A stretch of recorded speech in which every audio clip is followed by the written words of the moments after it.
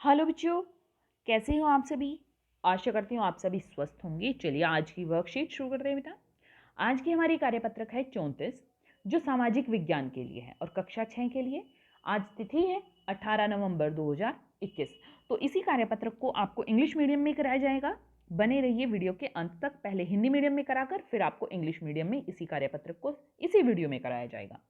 यहाँ आपको अपना नाम और यहाँ पर अपने कक्षा अध्यापक का नाम लिखना है। उप विषय क्या है हमारा? सरकार के प्रकार। जैसा कि आपने पिछली वर्कशीट में पढ़ा था कि किसी भी देश में सभी लोग एक साथ मिलकर रह सकें, इसके लिए भी नियम बनाने होते हैं। इन नियमों को ही किसी भी देश का कानून कहा जाता है, जो अलग अलग देशों में अलग अलग तरीकों से बनाए जाते हैं। किसी भी देश में कानून बनाने तथा पालन करवाने की जिम्मेदारी का कार्य किसका होता है? सरकार की जिम्मेदारी होती है। ठीक है, पालन करवाने की जिम्मेदारी और कार्य सरकार की जिम्मेदारी होती है। जहां लोग मिलकर चुनावों के माध्यम से अपने प्रतिनिधियों यानी नेताओं को चुनते हैं और चुने हुए प्रतिनिधि मिलकर सरकार बनाते हैं, ऐसी सरकार लोकतांत्रिक सरकार कहलाती है। चुनी हुई सरकार एक निश्चित समय के लिए लोगों के लिए काम करती है। सरकार के किए हुए कार्यों के विषय में लोग जानकारी ले सकते हैं तथा प्रश्न कर सकते हैं। इन कार्यों को करने के लिए सरकार के पास कुछ अधिकार शक्तियों के रूप में होते हैं। देश के लोगों के बीच समन्वय बनाने के लिए सरकार नियम या कानून बनाती है, जो लिखित रूप में होते हैं। ये कानून सभी लोगों के बीच समान रूप से लागू होते हैं, यानी सभी के लिए एक समान होते हैं ये कानून। जिस देश में सरकार का चुनाव लोगों द्वारा मिलकर नहीं होता, सरकार के रूप में सभी निर्णय लेने का अधिकार केवल एक ही व्यक्ति, जिसे राजा या रानी कहा जाता है, के पास होता है। राजा रानी अगले राजा रानी का चुनाव अपने पुत्र या पुत्री में से अथवा अपनी मर्जी से किसी भी व्यक्ति का करते हैं। राजा रानी अपने कुछ विश्वास पात्र व्यक्तियों के साथ ही विभिन्न मुद्दों पर चर्चा कर निर्णय करताया करती है। कानून बनाने तथा पालन कराने की जिम्मेदारी भी राजा रानी की होती है।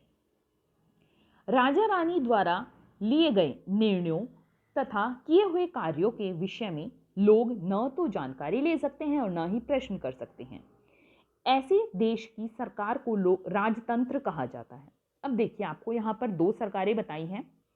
एक है लोकतांत्रिक सरकार, दूसरी है राजतंत्र सरकार। तो क्या फर्क है? देखिए, जब इस तरह से वोट देने जाते हैं, यहाँ पर वोट डालते हैं और जो भी चुना जाता है वो फिर हमारे लिए कार्य करता है, ठीक है, नियम लागू करता है।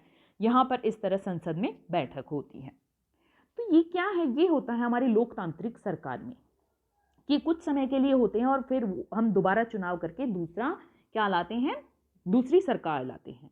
अब इसी तरह देखिए यहाँ पर राजतंत्र में, अब राजतंत्र में क्या है? कोई एक इंसान, राजा हो या रानी हो, वो सभी निर्णय लेते हैं। वो अपने कुछ क्या होते हैं, कुछ ही लोगों के द्वारा कुछ विश्वास पात्रों के साथ ही सारे मुद्दों पर चर्चा करते हैं, सभी बातों पर चर्चा करते हैं कि क्या होना चाहिए, कैसे होना चाहिए, किस तरह किया जाए। और फिर वो क्या करते हैं, अपने आगे जो राजा या रानी का चुनाव होता है उसमें या तो अपने पुत्र को बना देते हैं या अपनी पुत्री को बना देते हैं, या अपनी मर्जी से किसी भी व्यक्ति को वो आगे राजा या रानी का अधिकार दे सकते हैं।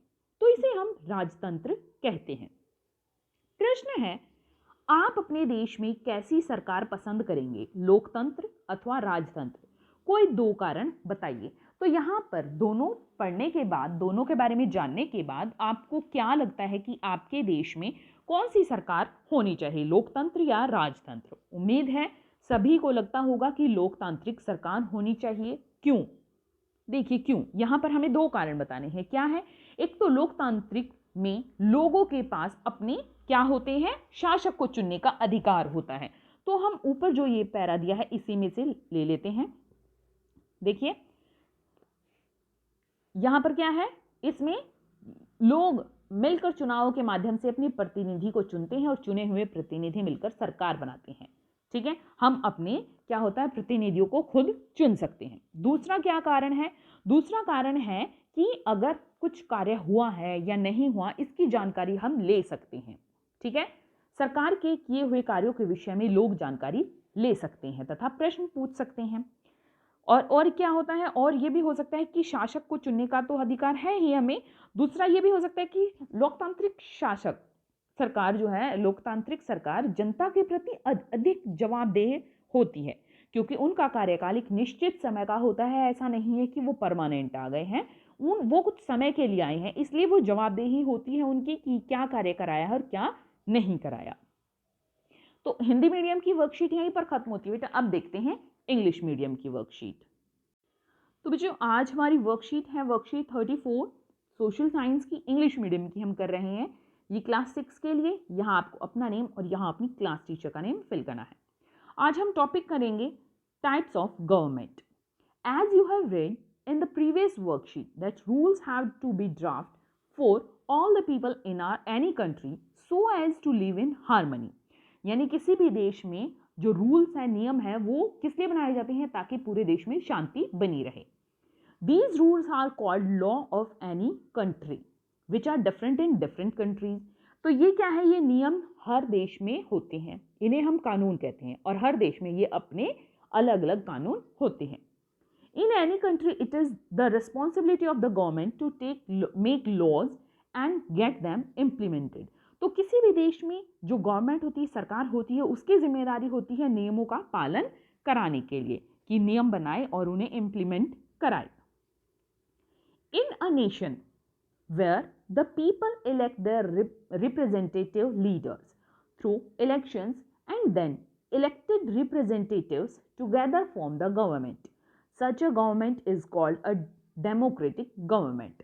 तो देखो, किसी भी नेशन में, किसी भी देश में क्या करते हैं, पीपल जो लोग हैं वो इलेक्शन में भाग लेते हैं, इलेक्शन में वोटिंग करके आते हैं, वोट देते हैं, और वो क्या करते हैं, चुनते हैं किसको चुनते हैं, वो लीडर को चुनते हैं, नेताओं को चुनते हैं, और फिर वो नेता मिलकर क्या बनाते हैं, गवर्नमेंट, सरकार बनाते हैं। ठीक है, तो ऐसी गवर्नमेंट को हम कहते हैं डेमोक्रेटिक गवर्नमेंट, यानी लोकतंत्र सरकार। ठीक है, लोकतांत्रिक सरकार। The elected government works for the people for fixed period of time. तो जो इलेक्टेड गवर्नमेंट है, जो हमने चुनी है, वो फिक्स पीरियड के लिए फिक्स टाइम ऑफ पीरियड के लिए काम करेगी, यानी कुछ समय के लिए ही होती है, वो परमानेंट नहीं होती। People can seek information and ask question about the work done by government. तो आदमी क्या कर सकते हैं, इंफॉर्मेशन ले सकते हैं, जो आम जनता है वो उनसे इंफॉर्मेशन ले सकती है, प्रश्न पूछ सकती है कि जो भी कार्य गवर्नमेंट ने किया है, सरकार ने किया है, उसके बारे में। To perform these functions the government has some authority in the form of powers. तो यहाँ पर ये सारे कामों के लिए गवर्नमेंट के पास कुछ पावर होती है, ताकत होती है। In order to coordinate among the people of the country, the government make rules which are in writing. These laws apply equally to all the people। तो गवर्नमेंट यहाँ पर कुछ कानून बनाती है और वो लिखित रूप में होते हैं, वो लिखे हुए होते हैं, जो सभी पर समान रूप से लागू होते हैं।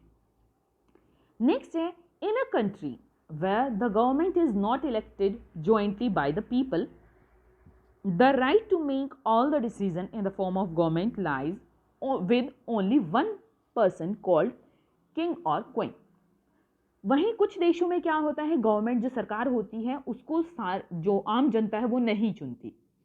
जो सारी डिसीजन मेकिंग के जो राइट्स होते हैं, अधिकार होते हैं, कोई भी क्या लेने का, फैसला लेने का, वो किसके पास होता है, एक ही पर्सन के पास होता है, वो चाहे राजा हो या रानी।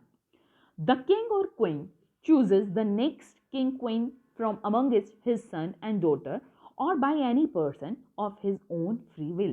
तो जो राजा या रानी है वो अगले राजा या रानी को, अपनी लड़की को चुने या लड़की को चुने, या अपनी मर्जी से किसी को भी चुन सकते हैं, सिलेक्ट कर सकते हैं। ठीक है, the king queen discuss various issue with some of his trusted person and decide. तो जो राजा या रानी है वो जो कोई भी चर्चा है, कोई भी विषय टॉपिक होता है, जो उसे सबके साथ नहीं, कुछ सेलेक्टेड पर्सन के पास, ट्रस्टेड पर्सन के पास, जिन पर उनको विश्वास होता है, उन्हीं के साथ डिस्कस करते हैं।